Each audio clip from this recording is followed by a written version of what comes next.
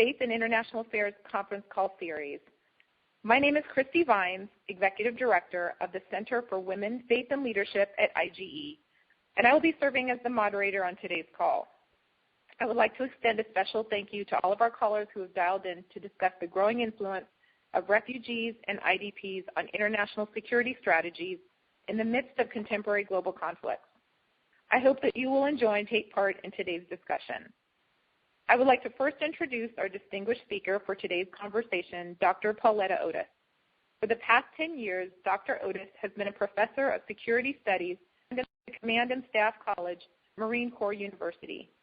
She previously served as a senior research fellow for religion and international affairs at the Pew Forum and has taught at Colorado State University, Pueblo as a professor of political science and international studies. She held the positions of Distinguished Visiting Professor of International Security Studies at the Military Intelligence College, Visiting Scholar at the National Security Education Program, and Professor of International Security Studies. She has served as a member of the Defense Intelligence Advisory Board, Policy Board Summer Study on Homeland Security, and in a senior advisory capacity for the U.S. military chaplain. Dr. Otis has special expertise in the study of subnational violence and theoretical and operational expertise. Her current research focuses on issues concerning cultural factors that impact military strategy and operations, religious factors and violence, and irregular warfare insurgency analysis. Before we begin, I want to take a few seconds to provide a brief description of today's call format. We will start with approximately 20 minutes of questions for and commentary from Dr. Otis, followed by 40 minutes of questions from the audience. For the duration of the call, all participant lines will be placed on mute. If at any point during the call you have a question for Dr. Otis, please press 5* and you will be placed in the queue. So with that introduction, let's turn to our call. This afternoon, you are all here to learn more about the growing refugee crisis worldwide, and more specifically, the impact of contemporary conflicts on the displacement of populations, refugee flows into neighboring countries, and the security implications for the global public, as well as for governments and international agencies. Dr. Otis, welcome, and thank you for leading the discussion today and sharing your insights and expertise. Thank you very much. I'm not sure whether that introduction proves that I'm an expert or just old, but I'll take it anyway. Thank you very much for inviting me. Well, great to have you. To begin, I want to start with a point you made in our previous conversation regarding the identity of refugees. Who are the refugees we are referring to on today's call? Is there a legal, socio-political, or spiritual definition we need to understand for a broader discussion? And where are they? Okay, thank you. One of the problems with today's call and the definition of refugee intellectually and almost emotionally dissatisfying to not have a precise definition, to be able to give someone a name tag that says, I'm a refugee, please help me, I'm worthy of your attention. An armband or something that we can say, okay, you're a refugee and you are not. So what we're left with are some overlapping categories. The first is a legal definition, and we've gotten most of our legal definitions from the United Nations High Commission on Refugees, and it states that a refugee is a person who's outside his or her country of nationality and can't return due to a well-founded fear of persecution because of his or her race, religion, nationality, political opinion, or membership in a particular social group. Every single one of those words has been hotly contested: well-founded, fear, persecution, what race or ethnicity, religion, etc. So after the Second World War, we were kind of stuck with this definition legally, but it's the working premise for international organizations. On a wider scale, just to go from to the ridiculous, we know that everyone who leaves their home because they have to, in some sense, is displaced, homeless, has to move, and we know that we have people like that in our communities, in our organizations, and in our country. Sometimes we call them refugees, sometimes we call them illegal immigrants, sometimes we call them legal immigrants, but we know that they are homeless and they're not where they, quote, belong. that gives us a moral or a spiritual dimension of refugee status or displaced persons, which a term that refers to people who have had to move within the boundaries of their own country.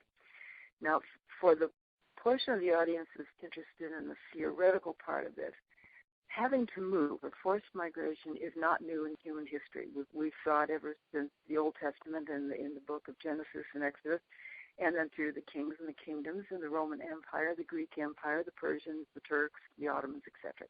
So this is not a new problem. What we have, however, is the problem since the Treaty of Westphalia of state boundaries, which says you should stay within that boundary. And if you move outside your country, you need a visa or you need permission to come into my country. And since 1648, we've just determined that people inside those state lines are the responsibility of their government, right or wrong, good or bad, democracy or autocracy. They have that responsibility, and we try internationally to say, oh no, that's not the world's problem. That's that state's problem. On the other hand, if people cross international borders, then they become somehow the responsibility of the country that they have moved into. Then the global environment says, well, they need to be helped in some way because the state they moved into may or may not have the capacity to help them. So in that theoretical context, we have a problem of when you move, how do you do so legally, and how do you attain legal status in a new country? Now, to change the subject only slightly, we have a problem then because this definition of numbers. By some estimates, there are 43 million refugees, IDPs, not displaced persons, but refugees that are a result of conflict, our conflict analysis, which brings up our security part of it. For displaced persons, it is estimated there are 3 times that many displaced. So if you look on the world refugee sites, such as Refugees International, Oxford refugee websites, even Wikipedia, you can find UNHCR High Commission on Refugees. You can find lists of refugee camps around the world. The most notable in the press right now, and the most talked about in the American context or U.S. responsibility or at least attention, are the refugees coming out of Iraq into Syria, Afghanistan, Syria into Turkey and Jordan and Lebanon. The refugees are the Rohingya people in Burma, or Bangladesh rather, Syria, the Central African Republic, Rwanda, Burundi still have issues, and some 300 refugee camps around the world that our institutions are taking care of, that perhaps are better organized or better understood than the other care institutions that we have for refugees. And those are the NGOs, non-governmental organizations, such as Refugees International and World Vision, the church organizations, the Lutherans, the Adventists, the Quakers, Friends Service Committee, the Catholics. All of these have wonderful organizations that deal with refugees.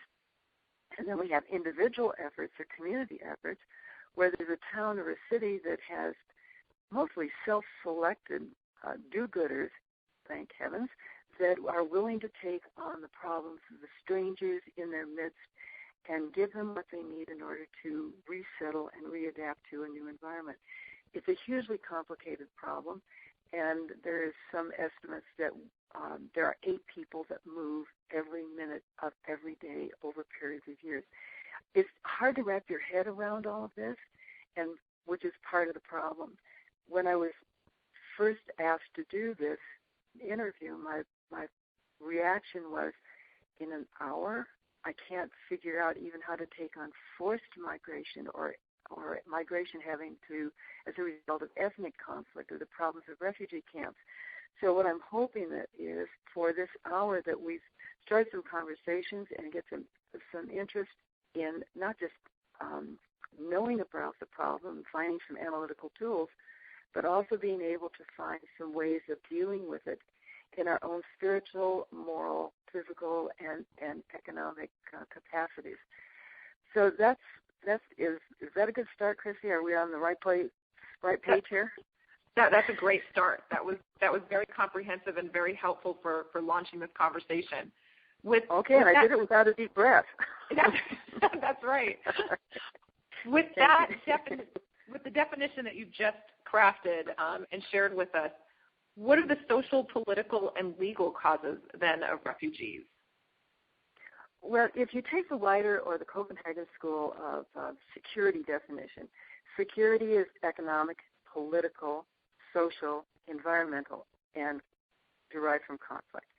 When we have migration caused by economic issues, we associate them with poverty and sometimes forced migration. If some of your listeners have Irish or even Swedish background, they understand that their ancestors probably came to this country because of land enclosure movements in Ireland and Sweden that forced people off their land and with no place to. The United States seemed to be a place where they would be, if not welcome, at least have some opportunity economically. Many other ancestors came here for mixed motives, but one of them certainly was to make a better life for themselves. When it's a political cause of migration, we often relate this to political repression, which means the inability of a group to survive in a certain political context. This could mean a recent example might be the Kurds in Turkey or the Kurds in Iraq that believe themselves to be persecuted. It could be the Tamils in Sri Lanka. It could be any number of the other places where people believe they have a fear of persecution, that they are not welcome, that they are not full citizens of that country. And that persecution can take forms of anything from physical, killing, arbitrary arrest, to not being able to speak up politically or organize politically in such a way that the government finds it a legitimate outlet for political opinions. Social exclusion is yet another one, a little harder to define perhaps. It may take the form of religious exclusion if you belong to a sect or what might be called a cult or a minority religion, that you are simply not allowed to participate in that society, to marry the women of that group, to be able to be full participants as other people are in that country or that arena, so that your nationality, which is not your citizenship, your nationality, of course, refers to your nacio or your bloodline, or what you believe to be your bloodline, where your state citizenship is a legal document that says you belong within those state boundaries. Social exclusion and social persecution can take the form of gender discrimination. We're looking at some instances in Kenya and Uganda right now where there's some very serious persecution that ends up being social and then morphs into the actual physical persecution of people. Environmental insecurity is often defined by crisis, hurricane, earthquake, typhoon, landslides, and those we understand that people have to move, and they have to move in a hurry or else their lives are in jeopardy and that of their families. It can also take the form of desertification or removal of soil from property, the cutting down of the jungles in Brazil or any place where the environment has changed so much that the people can no longer derive a sustainable life in that or livelihood in that particular environment. Those people also have to move, and the question is, where can they go? Where can they legitimately go? Someone who hunts in the jungles of Brazil is hardly going to be a good urban environment person in Rio de Janeiro without some help and some communal inclusion. The most difficult of all of these insecurity causes of conflict, however, of refugee status, is conflict, war and conflict, where there's a fear that life itself is in jeopardy in some way, and that can take a form either of threats, intimidation, forced migration and coercion, to ethnic conflict, subnational violence of all sorts of forms, criminal violence against particular kinds of groups and minorities. It can be a civil war situation where two or more groups are going at each other for dominance in the country or for survivability in that country. It can be an international war situation, and in those cases, the problem is that the people have to move. The men and the women have to move. They have to take their children with them for fear of death and dismemberment. And the problem is returning to a conflict environment is nearly impossible. In all of the other areas, for example, the economic insecurity, we can tackle inequality. It seems to be more a fundamental issue where we know what we have to do about it. The same thing with political repression. We're working as a democracy in the United States to encourage the rule of law, freedom of expression, freedom of religion. We work at these things to go up against those people and those governments that would use political oppression. Social exclusion, forgive me, but after going to Disneyland and recently, it's a small world after all, and we do that global networking in order to connect people in the world so that they have a feeling of confidence and security and belonging. But with conflict arenas, we are watching people who have been subject to violence have to move from their home, and the types of return options are limited. There's a law against forced repatriation. There seems to be no law against forced migration. Governments can shoo people out of their country, but they have almost no responsibility for taking them back after a conflict situation. This incurs all sorts of other problems, but let's go to the next question, and we can return to that one at your leisure. Sounds good. Thank you for that. What then, given this broader definition and thinking through some of the causes, what then are the challenges that refugees experience, especially women who we know make up the vast majority of refugees in the camp? And then who are those critical actors that are currently working or not working on the global refugee crisis itself, especially from a security standpoint? Well, I have my little list all prepared for you, and it's nice and tidy. But when I start to think about what kinds of things I would have to face if I had only me, a brain and body and spirit such as I am, with no legal documents, no marriage documents, have to leave the grave sites of my parents, not have my church community to support me, not know for sure whether or not my children could move with me, how would I feel? I mean, what kind of emotional, let alone just practical problems would I have to face, and how much courage would it take to get through a particular day? Now, my list starts, of course, with just physical survival. You're walking very commonly, walking on a dirt road or a paved road with thousands of other people, with only what you can carry, children in hand, and you know how wonderful they are to walk with over long periods of time, 3 to 5-year-olds. You can't carry them and they can't really walk, so you've got some issues there. The physical challenges of that kind of movement. Then food, water. You can't carry water. Where are you supposed to get water? Sanitation. Where are you supposed to ask your children to use a facility?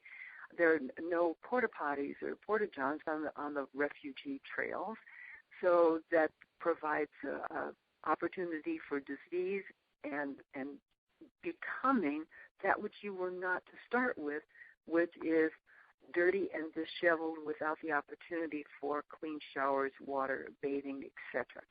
I just can't imagine how difficult that would be, even if one had to endure it for only a week. And some of these refugees, particularly in the African context, have had to endure these privations and despair, really, for weeks, if not months, and in some cases even years, before someone says, hey, can I give you a hand there? And those kinds of people that reach out their hand to help these men, women, and children on these roads have to be some of God's great Good Samaritans. The second problem is that of disease. Refugee camps or refugee situations, whether or not they're formal camps or not, are perfect situations for disease, which thankfully we have a wonderful medical community around the globe that is willing to take on providing shots and clean water and food, and also helping spread contamination. There was one place near Lake Kivu in Africa where disease spread throughout the camp, and only the quick thinking of Doctors Without Frontiers was able to stop it from killing thousands of children. I mean, stories like that abound. We usually don't hear them because we hear the problems without acknowledging those people who are there on the ground and trying to do something about it. The next one is the emotional status. Nobody wants me anymore. I'm being kicked out of my country. I'm of no value to them, and yet I'm being forced across the border where the welcome is hardly warm and encouraging, and wow, we're glad you're here. Come on in, have a warm meal, a glass of water, and let me help you with that baby. That kind of emotional trauma of being knocked down and having the courage or the ability to stand up again and keep walking or keep living has to be something that I cannot possibly understand since I haven't gone through it. The third is the status. And one of the things that we have on the refugee numbers are people who've actually registered. They actually have a fingerprint or a footprint, and we know who they are, and they can go back and they say, oh, yes, your name is on a list somewhere. But most refugees do not have status. So they don't know where they're going to be the next month, the next day, and who may be able to pick them up or help them, or even how to get status, since they don't have any of those papers. After they have status and they're on a list for perhaps immigrating or migrating into another country, the question is, where do I want to go? Well, the only countries that I've heard of are Sweden, England, the United States, and France, and those wealthier countries. That's where I want to go. I want to have an opportunity. It seems so free there. It seems so wonderful. Well, 70% of refugees are obtain status within their own continent in underdeveloped countries, or undeveloped, whatever kind of word you want to use for that, and only about 20% go to developed countries. The United States, by law, takes in approximately, I believe it's 17,000 per year of formal refugee status, but then we have loopholes for special categories depending on country, occupation, family, and other kinds of qualifying criteria, so 17,000 is not a very accurate number. Nevertheless, we have the refugees who then will be placed or asked, well, do you want to go to Italy or do you want to go to France? Well, what do they know? They haven't been out of their own particular communities, and they know they're not going to be particularly welcome anyplace else. I think of the two side examples, Vietnamese boat people, and then the boat people that have moved from northern Africa into Greece, Italy, and everyone wants to get the boats and send them back, and they can't, and yet there are no jobs for them, and they want to move someplace else, but they don't have papers. This is just a huge, heart-wrenching problem. Pauletta, if I were go ahead. For the sake of time, because I want to make sure that we get to some of the really critical points that you'll make in terms of the security implications. Mm-hmm. Sure. What are then the security implications of mass population dislocations, both within their home countries as well as for the neighboring countries where they settle, especially in light of what you were just talking about? And then whose responsibility then is it to address the challenges experienced by refugees, also the countries themselves, but specifically from a security perspective? Well, from a security perspective, any kind of unsettling or destabilizing population movement causes unsettlement or destabilization of both the sending country and the receiving countries or countries. So they have to make changes in order to incorporate people who are not like them, to put it rather mildly. In the refugee camps themselves, 85% are female, approximately 80 to 85% are generally female, which begs the question of where are the men. The major security question is that men who are forced to migrate or forced to become refugees often take up training in militia groups or work groups and have a serious resentment problem and wish to fight back. And often we find in communities, even have been established in the United States, these men feel like they have been demasculinized because they were taken away from their home. They were unable to take care of their family. They have a right to be and are often very angry regardless of the new circumstances they find them in. Now, I won't say that this is a source of terrorism because that would be an exaggeration, one not supported particularly by the facts, although the fear is there. Men are involved in this fighting. Women and children are a cost to any society. The young children that are growing up, both girls and boys, are growing up in an uncertain environment and are most likely vulnerable to the persuasions of people who would say, we have the answer.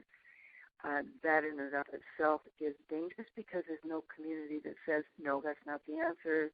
Son, please come back to a tradition where you know your social responsibility. Some of the side problems, though, are prostitution,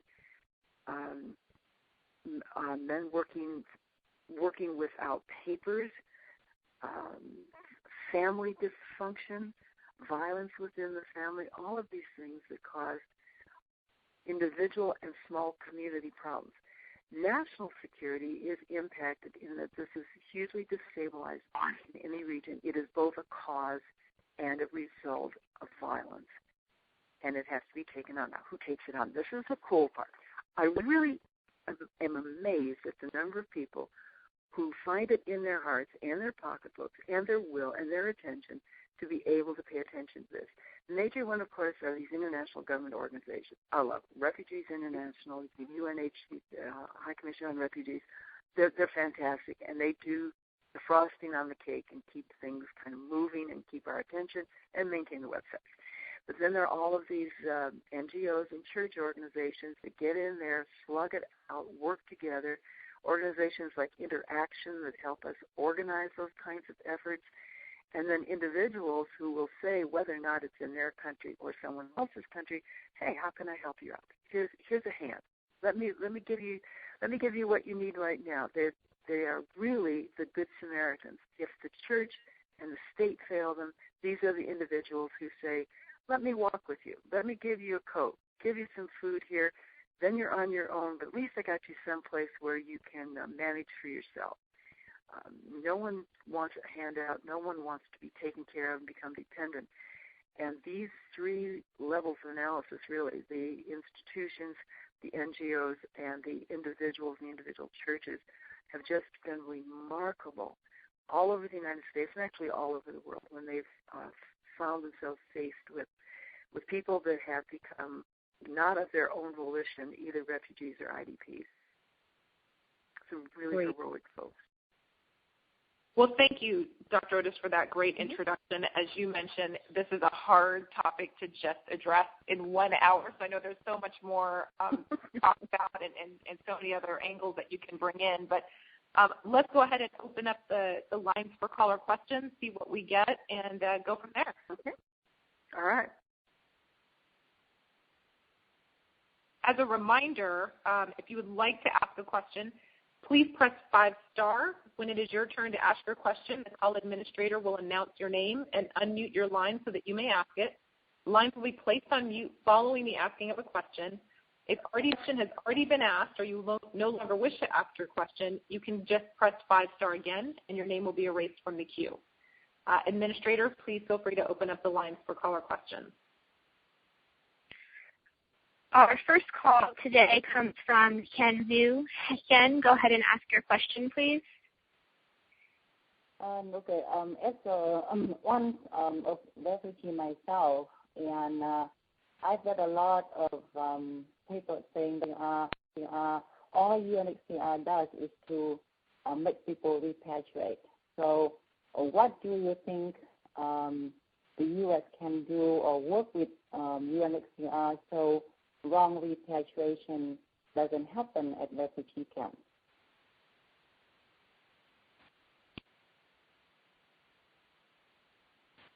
If I understand the question and the line was not terribly clear, what can the United States do to better resettle refugees in the United States and make them feel more welcome? Is that the gist of the question? No. My question is what the U.S. can do so that UNHCR doesn't make people return to their country so they don't face discrimination or persecution in their countries, because UNHCR a lot of times are criticized for repatriating people when they still face for persecution in their own country. I understand. I understand. I don't know that I have an answer, but I do understand the question. Repatriation is a hugely difficult problem because legally a person cannot be forced to return. That's the legal statement. On the other hand, there are people who want to go back to their own country, their own home, their own village, their own life, and are precluded from doing so because they don't have either the paperwork or the legal status of the country in the country they wish to return to. I know that there are any number of good people working on this, and each country is a little bit different, because the last thing we want is someone who's become a refugee and had to leave to go back to a situation where first the government wants them there, and so they face new persecution from that country. And secondly, a problem that's not talked about very often is that they are criticized by their own people for saying, you left and we had to stay and suffer. Why can you be allowed to come back after you sought safety and the rest of us took the blow for us? In Croatia and Serbia, this was often sometimes the case, where young people, particularly of college age, when they came back and they wanted to take a new role in their new country, the folks who were there, who had suffered huge amount of pain during the conflict, said, you don't belong here anymore. You lost your right to be here because you left. So those kinds of questions are those of the soul and the spirit, and being inclusive, forgiving, and it's not as much of a legal problem as it is an attitude problem within the communities that we work. Legal problems can always be overcome. The personal problems or community problems are far more difficult. I'm sorry, that's all I've got.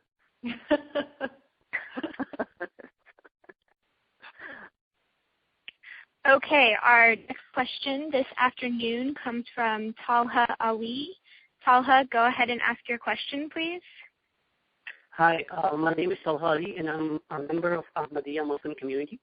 And we are highly persecuted religious minority in Central, South Asia, and Middle East.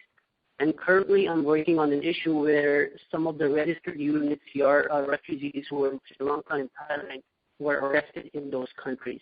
My question was, what can the community, with the help of U.S. government or the help of U.S. do to make sure these things do not happen? And it has happened before, where UNHCR registered refugees have been arrested in the country where they have been waiting for resettlement. Yes. There are only two things that I know that can be done. One is the United States government can put pressure and does put pressure through the embassy on those respective governments, because clearly arresting someone in a refugee camp is against the law. Now, there's a complication with that, and that's as you know, our laws on terrorism sometimes go after young men, particularly, who are on lists of suspected. Those situations are much more difficult, and trusting the legal system, particularly when it's a minority Muslim group, is probably more face than substance. Now, the second thing is just keep the public everything more than anything else, having the American people know, or having the Western world know, or the European community even, that this is happening is your best recourse. Now, I do not know why tyrants or repressive governments care what the world thinks. But once those things become public, such as the Amnesty International efforts, then those tyrants and repressive governments tend to back off. I don't know why. It doesn't make any sense whatsoever. If you're willing to persecute people, I don't know why you wouldn't be willing to say, I don't care what people think. But they do. And I think the role of Amnesty International in this particular instance is a good role model for the rest of us in keeping it in the public eye, keeping the media, and making sure that those names are never forgotten.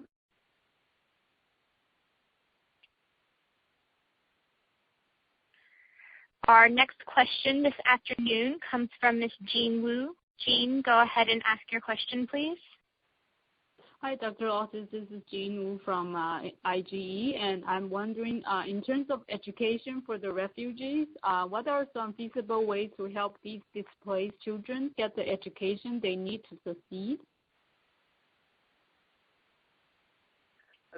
Education is a really slippery question, because what you're asking is whether or not they can be educated in their own community or need to be educated in the state where the refugee camp is or where they reside.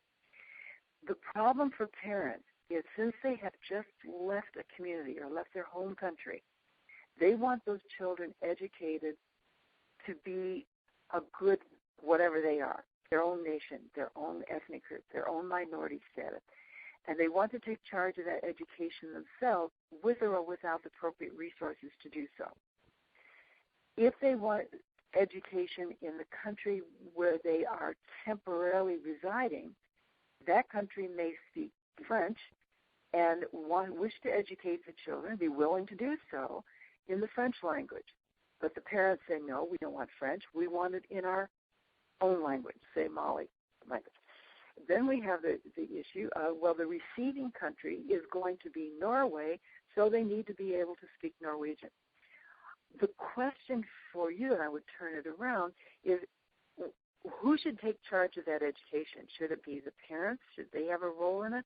Should it be the state where they're residing temporarily?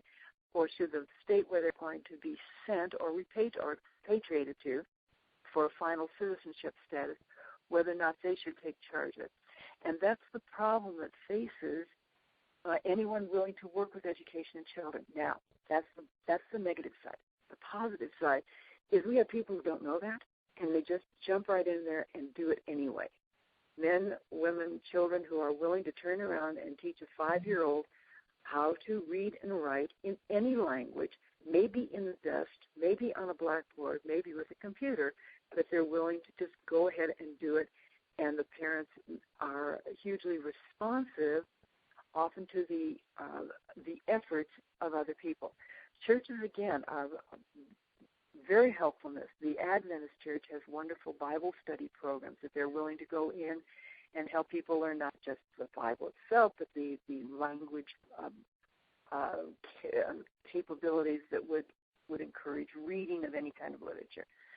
So, and the one other portion of that, with another group of heroes in my estimation, are the people who go in with drawing materials and artwork, so that the children's therapy in refugee camps can include artwork and drawing and living experiences and being able to communicate some of the most horrible things that human beings have seen. And these children are encouraged to use crayons and paint and dust and create wonderful works of art. We've seen that in wars since the Second World War, where children and people who work with refugee children go and spend their time and energy and show children that their experiences are valid and that they can see them on paper and they can understand and they can speak through pictures. Isn't that nice? I love those folks. I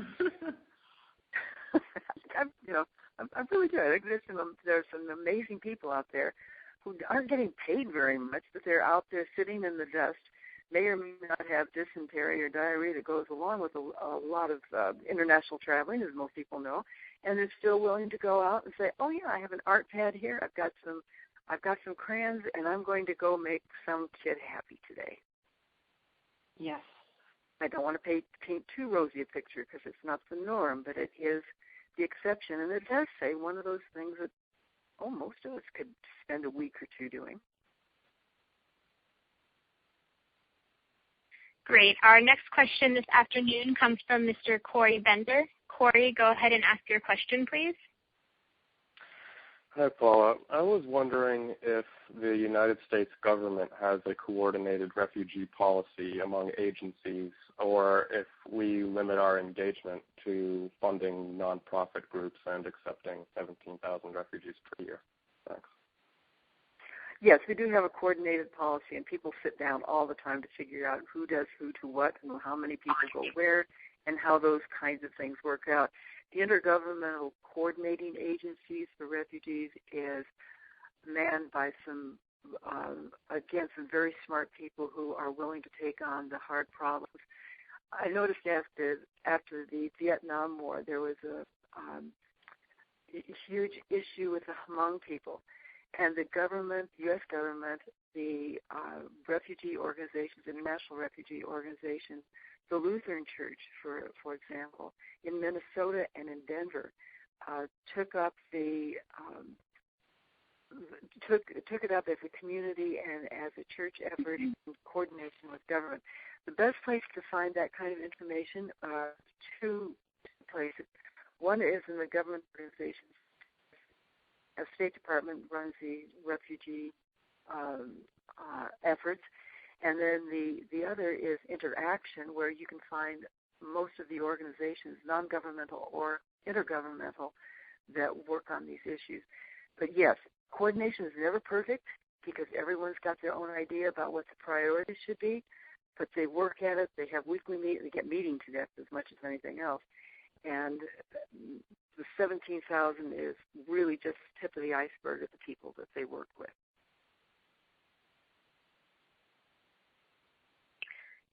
Our next question comes from a representative with the Lutheran Immigration and Refugee Service. Go ahead and ask your question, please. Hi, my name is Annie Wilson. Thanks. I had a question that's got two parts. One is that increasingly refugees are not going to refugee camps, but are going into urban communities. And one of the things that our organization has been giving quite a bit of thought to is whether there are practices of welcome in communities that actually could increase resilience, expand a global perspective, sort of improve the fabric of communities. I'm wondering if you could talk at all about what contributions a healthy and good welcome and protection system might make to security.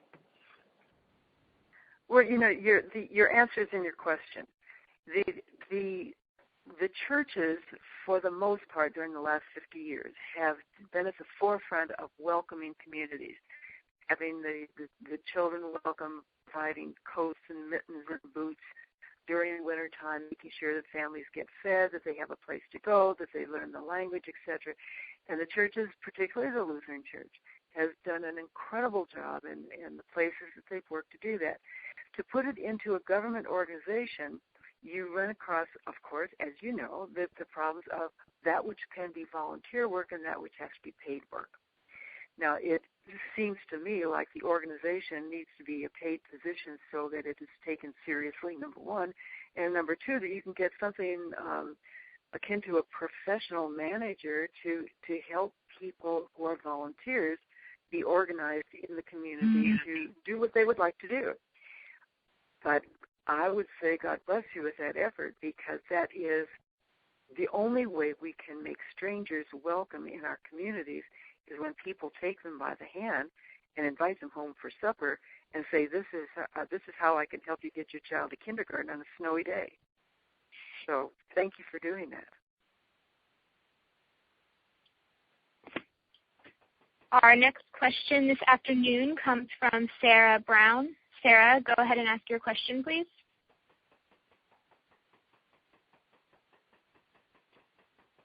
Sarah, are you there? All right, we will move on to the next one. Our next question comes from William. William, go ahead and ask your question, please. Yes, you said one of the implications of displacement is destabilization of security in the receiving countries, and working in refugee resettlement.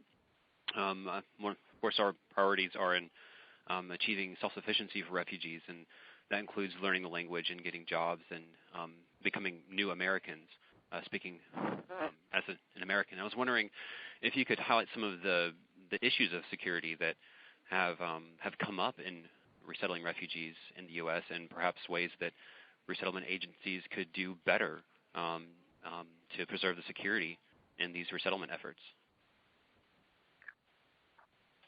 Yes, that's a good question, a little bit of a loaded question, so I'll probably answer it very carefully, if you don't mind.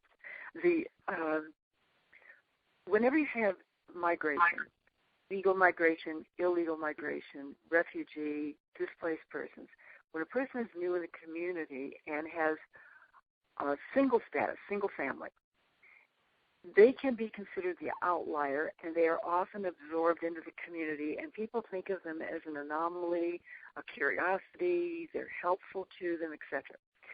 When they move into communities of like ethnic, nationality, race, or religion groups, then that can often be seen as a threat. Historically in the United States, it's interesting that you can trace immigration. The English settled in English-speaking places. The French settled in French-speaking places. The Norwegians went across. Swedes went across from Minnesota into Nebraska and then further west. So the immigrants, legal, illegal, refugees, or IDPs, will try to go to places where they have a sense of community, where people will speak the same language, be able to institute places of worship, etc. When that happens, the surrounding community often sees them as a ghetto or a threat. This is made more complicated when the boys and the girls who go to school either dress differently, don't know the languages, and of course language is always dangerous if you don't understand it, right? And then it will also be seen as a cost to the community, because why should we do bilingual or bicultural education when it costs us, and who are these people anyway, and what do they do to deserve to be here? So that kind of mental gymnastics starts about then, which makes the incoming community, or this minority community, feel more ghettoized, feel more isolated. That, as you know, for teenagers or for young men and women, is not a really good mentality that we want to encourage.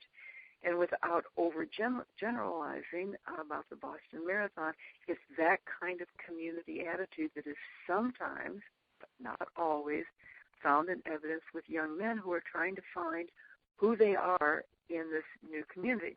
Now, there's the sub-issue on this is not necessarily national security, but criminal acts and non-regulated behavior in some way.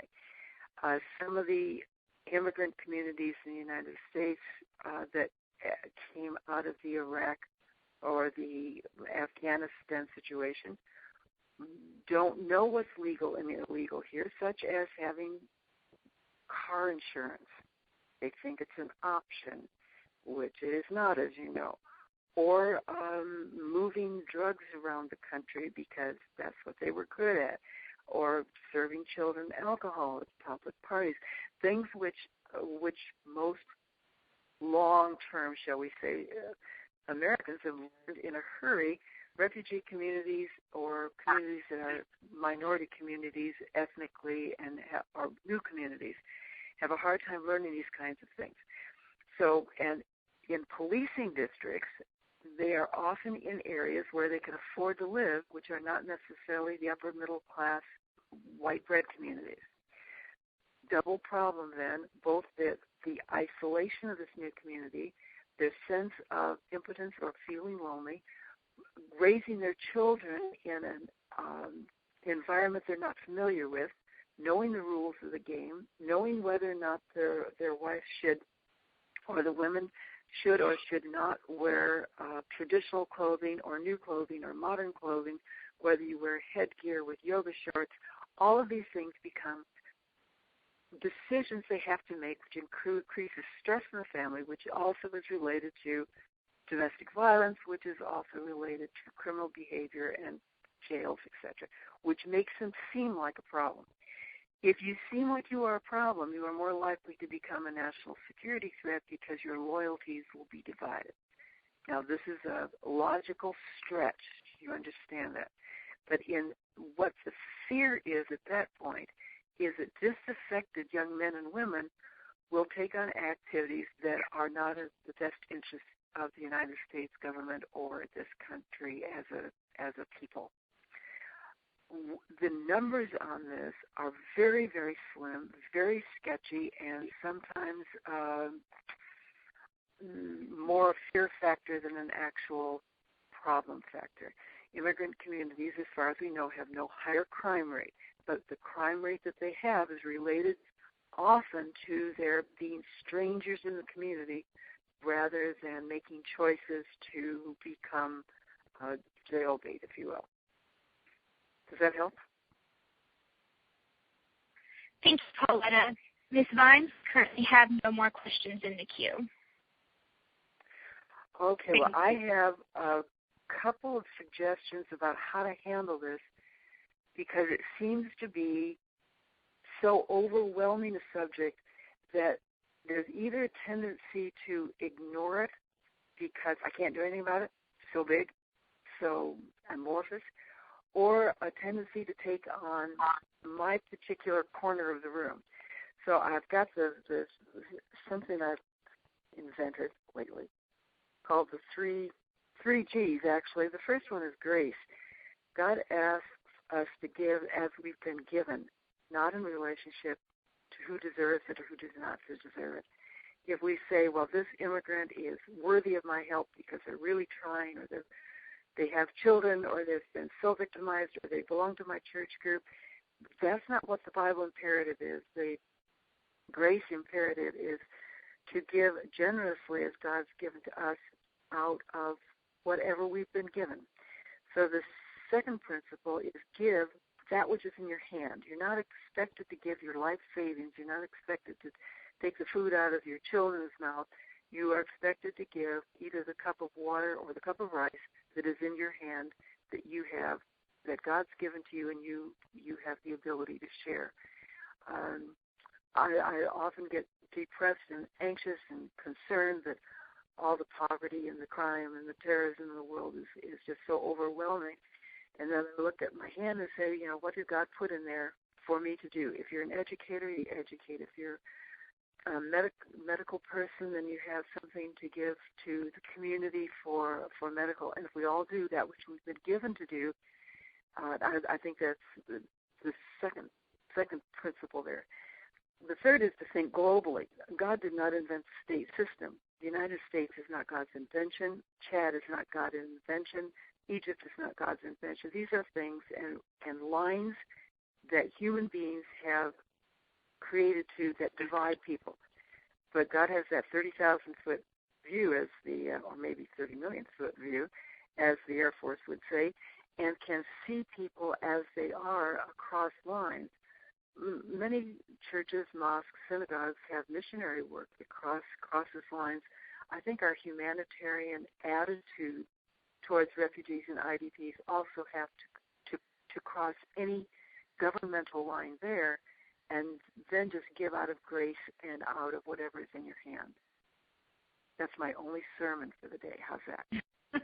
That's perfect, and I think a great way to end that's inspiring and gives us all something very tangible to do.